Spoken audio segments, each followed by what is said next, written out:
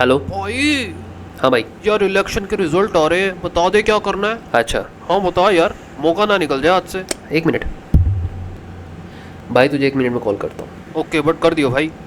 अब इलेक्शन का रिजल्ट आने वाला है और हर जगह से यही सवाल आ रहा है कि भाई क्या करें, इस अपॉर्चुनिटी का फ़ायदा कैसे उठाएं। आपने भी उठाना है, मजाक नहीं कर रहा, आपको सीरियसली बताऊंगा कि क्या होने वाला है और आपको क्या करना चाहिए क्या नहीं करना चाहिए। एंड तक देखना। चलो चलते हैं स्क्रीन पर। अभी बैंक निफ्टी कहाँ बैठा है? टॉप पर। अभी निफ्टी कहाँ बैठा है? टॉप पर। ज़्यादा नीचे नहीं आया है, थोड़ा सा ही नीचे आया है।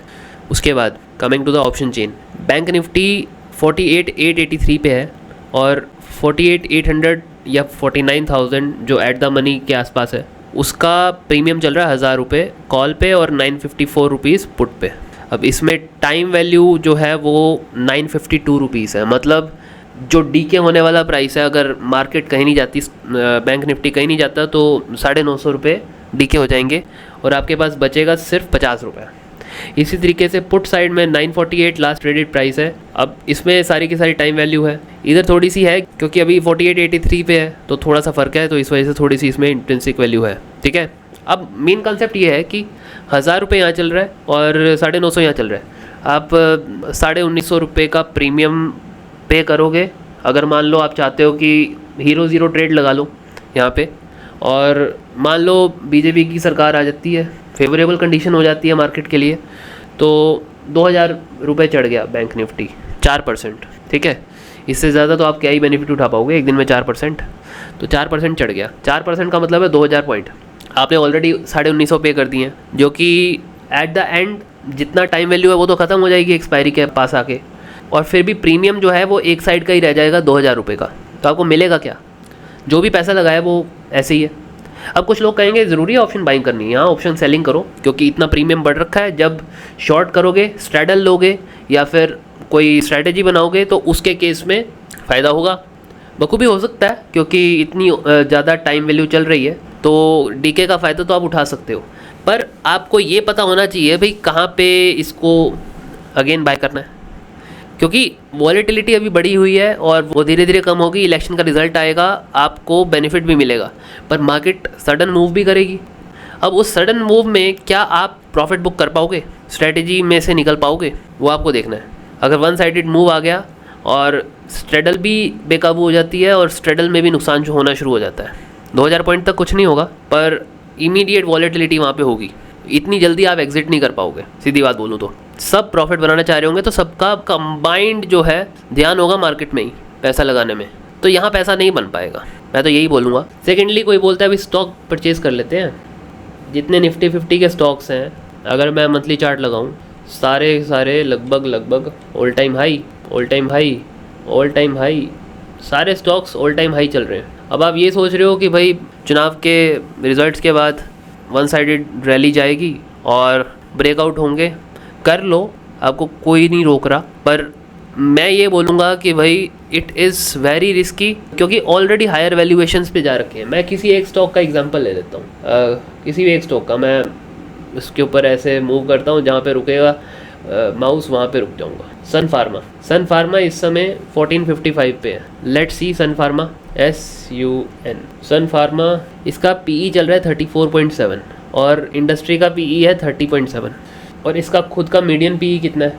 इसका मीडियन PE है 29.3। मतलब ये ऑलरेडी अपनी वैल्यू से ऊपर चल रहा है। नो डाउट जब ऐसा कुछ इलेक्शन में विन होता है तो स्पेकुलेटिव रैली आती हैं, आप लोग उसी का बेनिफिट उठाना चाहते हो, राइट? तो तब भी आपको क्या ये हायर वैल्यूएशन पे स्टॉक बाय करने सूटेबल हैं? मेरे को नहीं पता। मैं आपको बस इतना बोलूँगा कि ऐसे स्टॉक्स ढूंढो जो लोअर वैल्यूएशन पे चल रहे हैं। मार्केट में पॉजिटिविटी होगी तो हर स्टॉक चढ़ेगा। तो ऐसे स्टॉक्स जिनकी PE जो है उनकी इंडस्ट्री PE से काफ़ी कम चल रही है और वैसे भी उनकी PE 15 से नीचे है, मिलना बहुत मुश्किल है। और वो भी अच्छे स्टॉक्स मिलना तो बहुत मुश्किल है क्योंकि अच्छे स्टॉक्स होते हैं उनकी डिमांड बहुत ज़्यादा होती है।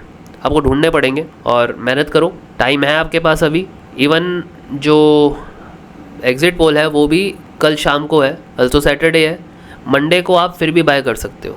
इतनी जल्दी कोई स्टॉक आसमान पे नहीं चले जाएंगे, इलेक्शन विन के बाद ही मूव करेंगे ना। 3 तारीख का टाइम है आपके पास, तो वीकेंड लगाओ और ढूंढो ऐसे स्टॉक जिनकी वैल्यूएशन कम है बीटा कुछ तो होगा उनका। बीटा का मतलब है कि मार्केट अगर 1 पॉइंट मूव कर रही है तो स्टॉक कितना मूव कर रहा है, 0.8 पॉइंट मूव कर रहा है, या 10 पॉइंट मार्केट मूव कर रही है तो स्टॉक कितने पॉइंट मूव कर रहा है। अगर 8 पॉइंट मूव कर रहा है तो बीटा उसका 0.8 का है, और अगर स्टॉक मार्केट के 10 पॉइंट मूव करने से 12 पॉइंट मूव कर रहा है तो उसका बीटा 1.2 का है, यानी 120%। तो मोस्टली जितने भी स्टॉक्स हैं लिस्टेड, उनका बीटा मार्केट के साथ अलाइंड होता है। अगर वो कंट्रीब्यूट कर रहे हैं अच्छा खासा मार्केट को या इंडस्ट्री को या ओवरऑल इकोनॉमी को, तो अपने आप से उनका बीटा मार्केट के साथ अलाइंड हो मिलेगा आपको। कोई स्टॉक कंट्रीजन में क्यों जाएगा जब उसकी डिमांड नहीं है, या फिर वो इकोनॉमी को सपोर्ट नहीं कर रहा है अभी, उस वाले सेक्टर को कोई सबने छोड़ रखा है। ऐसा कोई सेक्टर बचता है क्या फिर?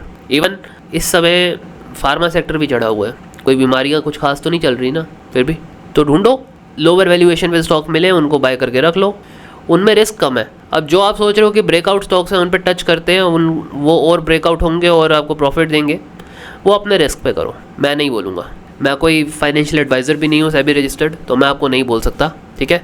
मैं आपको वो चीज़ बता रहा हूँ जो सही लगती है मुझे। अब मेरे हिसाब से सही कुछ और हो सकता है, आपके हिसाब से सही कुछ और हो सकता है, देख लो क्या करना है। ऑप्शंस में जाना है, ऑप्शंस में जाओ, आपको प्रीमियम दिखा दिए किस तरीके से वेरी कर रहे हैं। और अभी ये प्रीमियम 2 दिन पहले 1600 थे बैंक निफ्टी के, अभी तो फिर भी 1000 आ गए हैं। 2 दिन में इतना फ़र्क पड़ गया। जब 29 मई की एक्सपायरी थी तब ये 1600 बैठे थे, तो क्या ले सकते हो।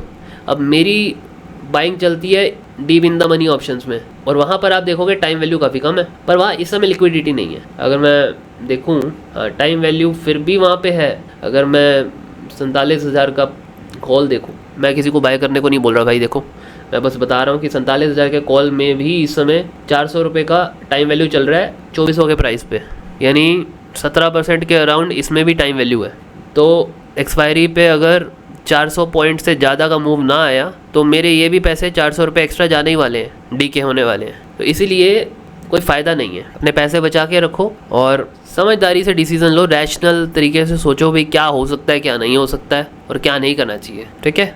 वीडियो अच्छी लगी है तो लाइक करो, शेयर करो लोगों से, ताकि उनको थोड़ी सी समझ आए कि भाई क्या नहीं करना है, उनको क्या गलती करने जा रहे हैं लोगों के बोलने पे। कोई भी स्मॉल कैप स्टॉक मत खरीदना, क्योंकि स्मॉल कैप में सबसे ज़्यादा वॉलेटिलिटी होती है। लार्ज कैप में कम होती है, लेकिन लार्ज कैप में आपको प्रॉफिट बनता नहीं दिखता, तो आप कभी उसमें जाते नहीं हो।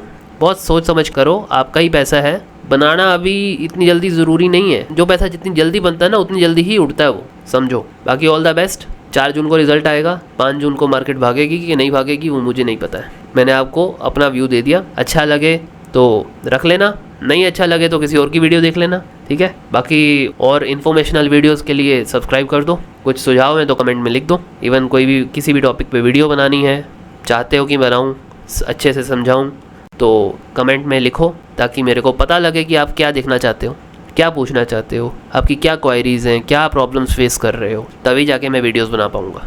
चलो जी, आज के लिए इतना ही। जय भोलेनाथ।